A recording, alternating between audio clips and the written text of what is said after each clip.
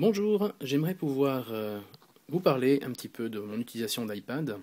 J'ai déjà écrit quelques lignes par rapport à ça sur mon blog, mais aujourd'hui j'aimerais pouvoir vous parler un petit peu plus sur deux, trois petites choses que j'ai pu commencer à utiliser, comme par exemple une nouvelle housse de protection pour mon iPad. Donc ici vous voyez, donc j'ai un iPad, c'est un iPad classique avec 16 Go. Donc comme vous pouvez le constater, rien de particulier, il n'a pas d'étui. Et mon idée était de pouvoir m'en servir, je dirais également comme complément de machine par rapport à mon PC habituel, mon ordinateur habituel portable. J'ai trouvé un moyen assez sympathique. Donc déjà tout d'abord une housse de protection qui allait bien. Donc j'ai d'abord pris la housse de Apple, mais je la trouvais quelque peu rigide et très vite salissante. Alors j'ai réussi à trouver un étui en cuir de la marque Novodio, que voici.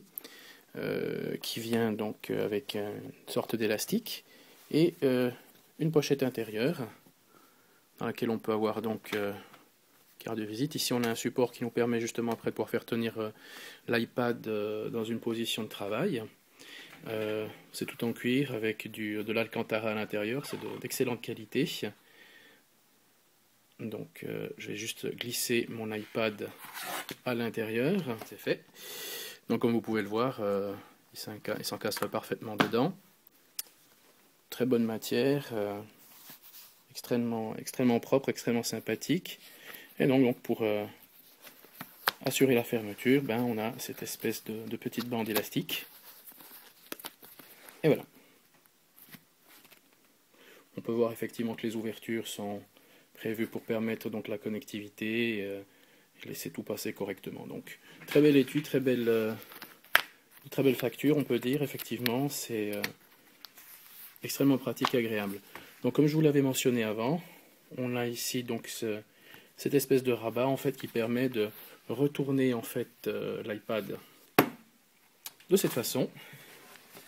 On relève donc la petite partie qui se trouve donc ici derrière et on a donc notre iPad en position, je dirais, voilà, quelque peu incliné, donc pour le travail qui est fortement pratique. Maintenant, ce que j'aimerais profiter également de vous montrer, c'est une des choses que j'ai pu, je dirais, découvrir avec l'iPad, qui est justement le fait de pouvoir être en mesure de travailler avec un écran externe. Donc selon ce qu'on a à faire, c'est fort utile. Voilà. Donc on retrouve notre environnement d'iPad, la plupart de mes applications. Donc bien évidemment, pour ceux qui aiment bien, je dirais, travailler avec des applications Microsoft ou dans un environnement Windows, ça pose toujours un petit problème. Donc je vais me connecter sur mon VPN. Voilà. Et puis je vais me connecter à travers une application qui s'appelle Desktop sur une machine Windows.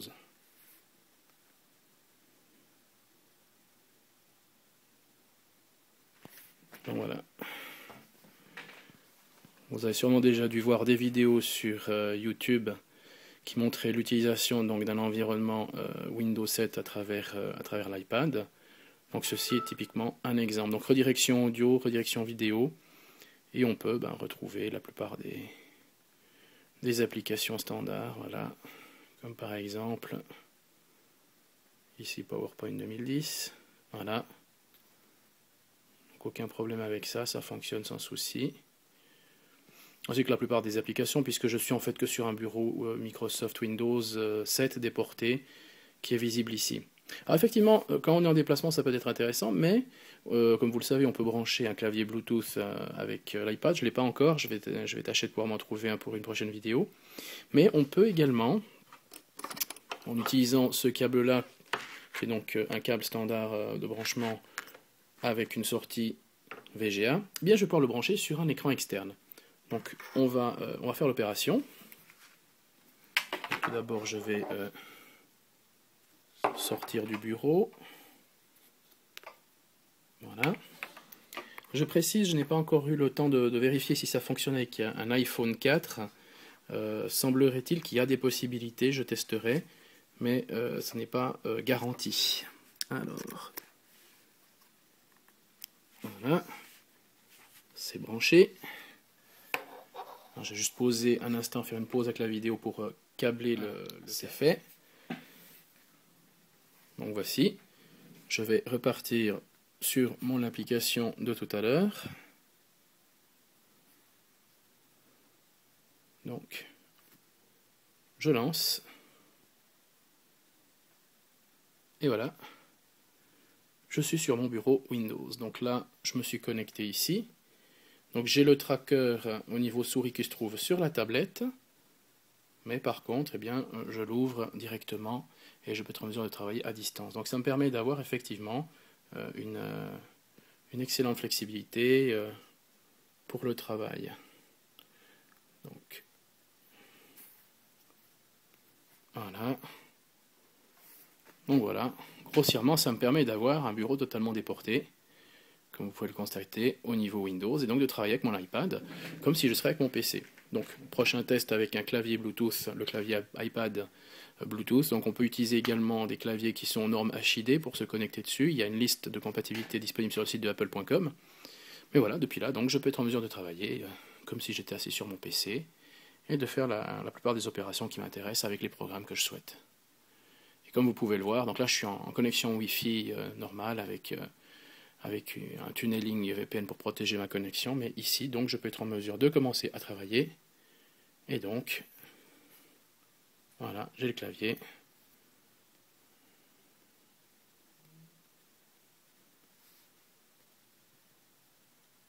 Voilà, sans problème.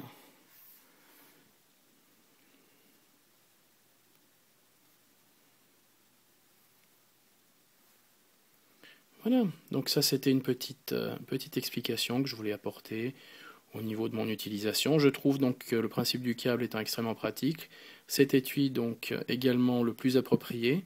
Au niveau rapport qualité-prix, il m'a coûté 40 francs, donc en cuir, en véritable cuir avec intérieur Alcantara, une bonne protection de l'écran, la connectique partout, et comme vous pouvez le voir, ça permet d'avoir un excellent poste de travail déporté selon les besoins.